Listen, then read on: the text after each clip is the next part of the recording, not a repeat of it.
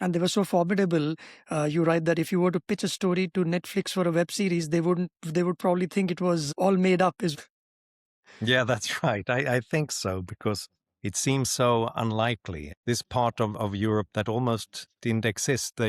As the old saying goes, God created the world, but the Dutch made their own land because they had to yeah. constantly remove the water and start building. Like, how do you? I'm curious to know these quotes that you have in the book, and you can throw them out at will. What's your process when you sit and write a book like this? How much do you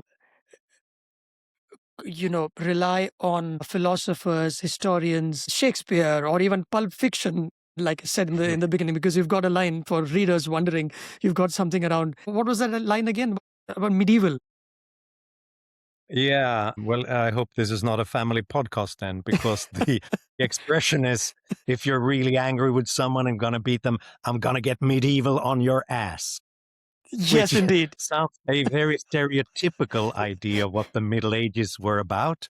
But I would say that the early Middle Ages, after the fall of West Rome, was very much like that. It was a very brutal and a very Mm, poor moment when lots of learning was lost and people had to rediscover how to build, how to grow, how to trade again.